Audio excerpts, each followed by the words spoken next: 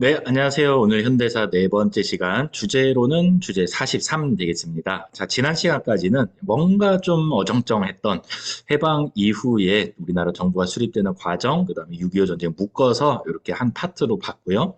자, 오늘 주제 43부터 주제 46, 즉, 오늘부터 4시간 동안은 각 대통령별로 한번 살펴보려고 합니다. 근데 그거를 좀 묶어봤습니다, 선생님이. 그 위에 보면은 1공화국, 2공화국, 3, 4, 5, 6공화국 이렇게 좀 분류를 해놨는데 헌법이 한번 크게 바뀌어가지고 나라 정치 체제가 조금 바뀌게 됐을 때 새롭게 카운트를 하게 되는 겁니다. 그래서 1공화국, 그다음에 2공화국은 성격이 다르다. 그다음에 2공화국과 3공화국도 성격이 다르고 이렇게 각각 공화국별로 조금 성격이 다르구나라는 것을 알아두면 좋겠습니다.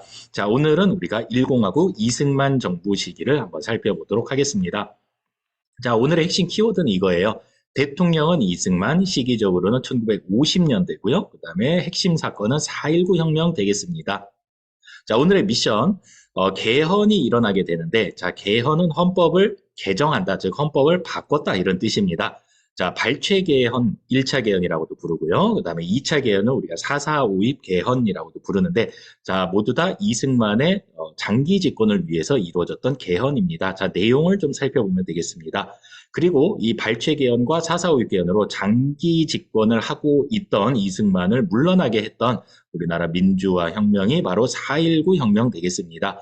자, 그리고 이 이후에 들어섰던 새로운 나라가 바로 이공화국 되겠습니다. 성격이 전혀 다르겠죠. 그래서 어떤 특징과 어떤 정책을 펼쳤는지를 한번 살펴보겠습니다.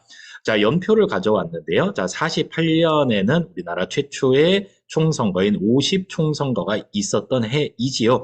자, 이때 당시에 뽑혔던 국회의원들은 임기가 2년입니다. 그래서 2년 후인 1950년에 다시 한번 제2대 총선거가 실시가 되고요.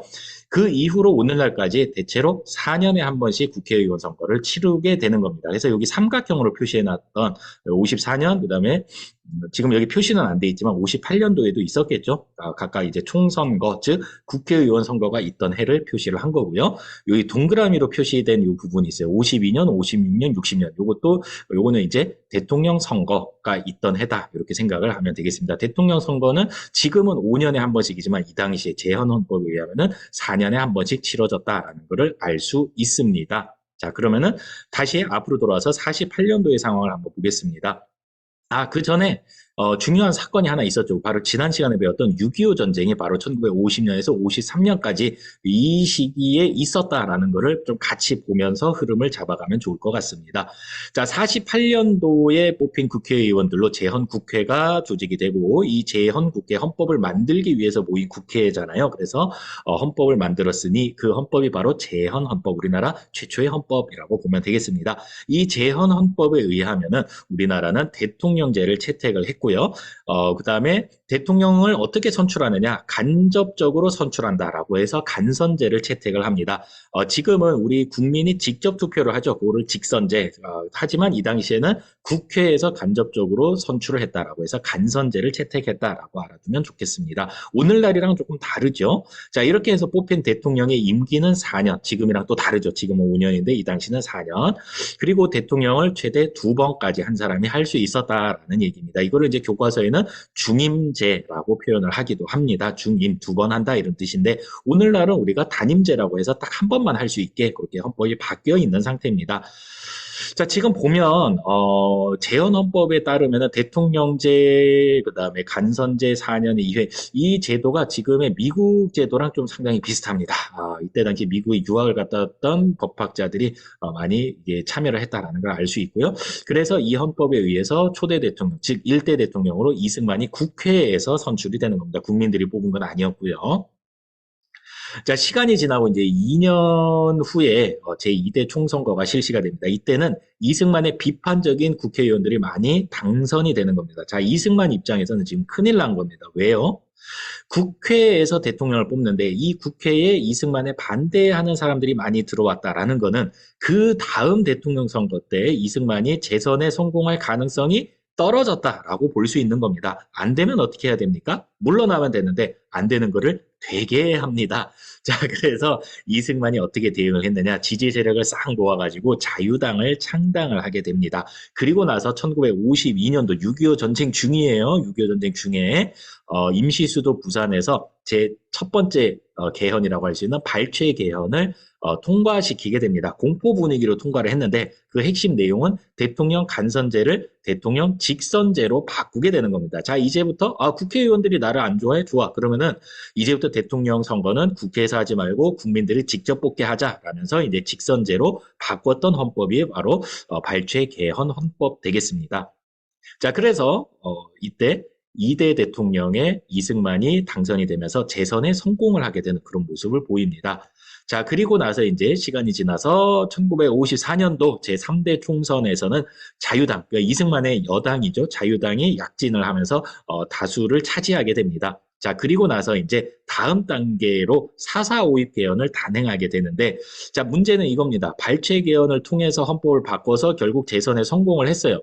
자, 여기까지 아주 좋은 스토리인데, 문제는 그 다음이에요. 한 사람이 두 번까지만 대통령을 할 수 있다라고 재헌 헌법에 나와 있단 말이죠. 그런데 이승만은 물러날 마음이 없었습니다. 안 되면 되게 합니다. 자, 그래서 초대 대통령에 한해서 출마 횟수 제한을 없앤다라는 개헌안을 4.4 5.입 원칙을 적용해서 불법적으로 통과를 시킵니다. 그게 바로 2차 개헌인데 이 별명이 바로 4.4 5.입 개헌입니다. 4까지는 죽여버리고 5부터는 들여보낸다라고 해서 4.4 5.입. 일종의 우리 초등학교 때 배웠던 반올림 법칙이라고 보면 되겠습니다. 여기에 대한 사연을 한번 볼까요? 이때 당시에 국회의원이 203명. 근데 개헌안이 통과되기 위해서는 3분의 2 이상이 찬성을 해야 됩니다. 3분의 2. 그래서 203 곱하기 3분의 2를 하면은 나누어 떨어지지 않고 135.33333 이렇게 나온다는 거예요. 근데 한번 생각해 보세요. 이상이라는 거는 136명이 돼야 되는 거예요. 맞죠? 이상이라는 거는 136명이 찬성합니다 하면 이게 통과가 되는데 참 영화 같게도 135명이 나온 겁니다. 누군가가 배신을 한 거예요. 이승만 정부가 이렇게 여기저기 이렇게 막 매수를 했겠죠. 야, 너 이거 통과시켜 아니면 죽어 뭐 돈 줄게 뭐 이런 식으로 다 매수를 했는데 한 사람이 배신을 했는지 어쨌는지 135명이 찬성을 하면서 이게 처음에는 부결이 됩니다. 그러니까 개헌이 되지 않았습니다. 땅땅땅 했는데 이틀 뒤에 갑자기 135.333이므로 어떻게 사람이 3분의 1로 나눠질 수는 없으므로 135표도 통과로 인정을 할 수 있겠습니다. 반올림 법칙에 따라서요. 뭐 이렇게 이제 이틀 후에 불법적으로 번복을 해서 다시 강제로 통과를 시켰던 개헌안이 바로 2차 개헌안입니다. 자, 이렇게 해서 이승만은 초대 대통령이잖아요. 1대 대통령. 출마 횟수 제한을 받지 않고 죽을 때까지도 출마할 수 있는 그런 권리를 얻게 된 겁니다. 자, 이렇게 해서요. 이제 야당에서는 이대로는 안 되겠다. 이승만의 자유당을 견제를 할 필요가 있다라면서 335 모여서 민주당을 창당을 하게 되는 겁니다. 이때가 1955년도죠. 지금도 있죠. 그 지금의 민주당의 뿌리가 바로 여기에 있는 겁니다. 자, 그리고 또 넘어가 볼게요. 1956년도 대통령 선거에는 거의 3파전이라고 보면 되겠습니다.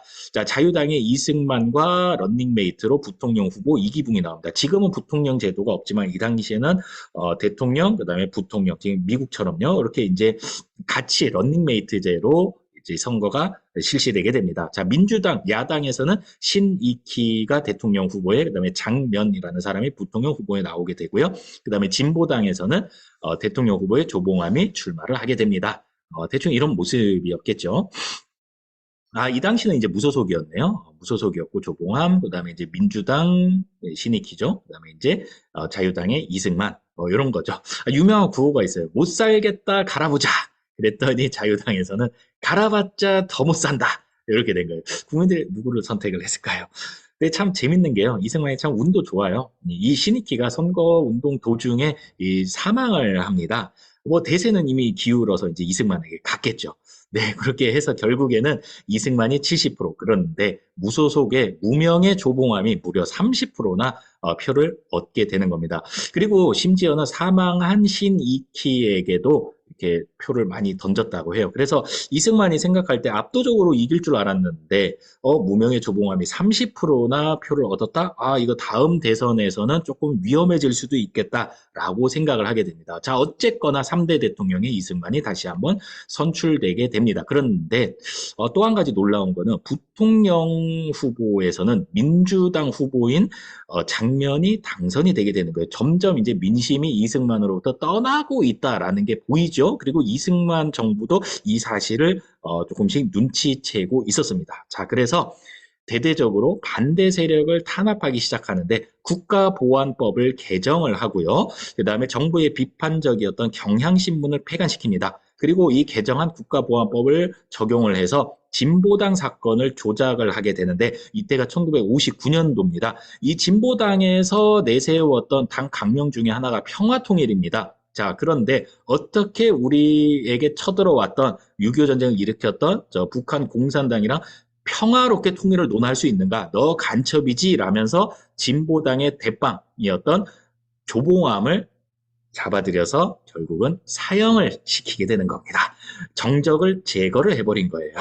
자, 그렇게 해서 이제 1960년도에 이제 대망의 60년입니다. 대통령 선거가 또 치러지게 되는데 이때 자유당에서는 마찬가지로 이승만, 이기붕, 그다음에 민주당에서는 이번에는 조병옥과 장면이 런닝메이트로 나서게 됩니다. 그런데 참 공교롭게도 이 조병옥이 선거 도중에 사망을 또 하게 되는 거예요. 그래서 결국에는 이제 이승만은 뭐 그냥 대통령 된다라고 이제 생각을 하고 문제는 이제 이승만이 이때 나이가 굉장히 많았어요. 거의 80세입니다. 80세. 언제 죽을지 몰라요. 그런데 대통령이 죽으면은 그 대통령직을 누가 수행을 하느냐? 바로 부통령이 이어받게 되는 거예요. 여기서 이제 중요해지는 거는 바로 부통령이 누가 되느냐인 거예요. 그런데 장면은 한번 부통령이 된 사례가 있죠. 자, 이때 다시 한번 부통령이 될 가능성이 큰 거예요. 그리고 민심도 이미 이승만 정부로부터 돌아섰다라는 거죠. 자, 그래서 이승만 정부는 이 부통령 선거에서 이기붕을 당선시키기 위해서 대대적인 부정선거를 저지르게 됩니다. 그 내용은 여러분 교과서 263쪽에 있습니다. 거의 우리 학교에서 학교 회장 선거보다 더 중요한 대통령 선거를 이렇게 막장으로 치를 수 있을까 싶을 정도로 아주 노골적인 그런 부정선거를 치르게 되는 겁니다. 자, 그래서 이제 학생들이 들고 일어나는 겁니다. 여러분 또래 중고등학생들이 우리도 반장 선거를 이렇게 하진 않습니다. 라면서 이 선거 무효입니다. 다시 하세요. 라면서 시위를 벌이게 되는데 특히 이제 경남 지역 그 중에서도 마산 지역, 지금의 창원이죠. 그 지역에서 시위가 굉장히 격렬하게 일어나게 됩니다. 학생들 주도로. 자, 그 와중에 마산상고 1학년에 김주열 학생이 실종이 됐다가 마산 앞바다에서 눈에 최루탄이 박힌 채로 시체가 떠오르게 되면서 전국적으로 이 혁명이 일어나게 됩니다. 그게 바로 4.19 혁명의 시작이었고요. 자, 이때는 학생뿐만 아니라 일반 시민들, 그 다음에 대학 교수까지도 가세를 하게 됩니다. 자, 그래서 결국에는 이승만이 하야하게 되고요. 선거도 다시 치르게 됩니다. 사진 몇 개 좀 보겠습니다. 지금 여기 보면은 정 부통령 선거 다시 하라 이런 이제 플랜카드를 들고 사람들이 시위를 하고 있고요. 이게 이 당시의 교복입니다. 네, 이게 학생들이에요. 중고등학생들. 자, 경찰들이 막 이렇게 진압하고 있는 그런 장면이고요. 자, 요게 이제 김주열의 시신입니다. 지금 여기 최루탄이 박혀 있는 그런 모습이고요. 자, 되게 어린 학생들이죠. 초등학생들, 부모 형제들에게 총구리를 뭐 대지 말라 뭐 이런 식으로 이제 우리 형 누나들 쏘지 마세요. 이제 이렇게 된 거예요. 여기가 이제 청와대, 이 당시는 경무대라고 불렸던 이 청와대 앞에서 경찰들이 시민들을 향해서 발포하고 있는 그런 모습입니다. 이때 이제 뭐 계엄령을 뭐 선포하고 군대까지 투입을 하지만 놀랍게도 이 군대마저도 중립을 지키면서 이승만 정부를 지켜주지 않습니다. 그래서 이 군대에서 끌고 들어왔던 탱크를 점령하고 있는 그런 시민들의 모습이고요. 그다음에 이제 대학 교수들이죠. 대학 교수단 학생의 피해 보답하라. 그래서 이제 이승만이 버티지 못하고 물러나게 됩니다. 하와이로 망명을 해가지고 거기서 이제 늙어서 죽게 되는 겁니다. 자, 여기까지가 이제 1공화국 이승만 정부의 이야기였습니다. 자, 이승만이 물러나고 나서 허정을 중심으로 한 과도정부, 즉 임시정부에서 개헌을 하게 됩니다. 이 모든 일은 대통령에게 너무 많은 권한이 몰아져 있기 때문이다. 라면서 내각 책임제로 개헌을 하게 되고 국회도 상원 하원으로 두 개로 쪼개지게 됩니다. 그거를 우리가 국회 양원제라고 이야기를 합니다. 물론 이제 상원 하원 이렇게 부르지는 않았고 참의원 민의원으로 부르기는 했습니다. 완전히 다른 형태의 그런 정치 체제가 형성이 된 거지요. 자, 그렇게 해서 이제 아이고 죄송합니다. 왜 이렇게 갔지? 오 마이 갓. 오 마이 갓.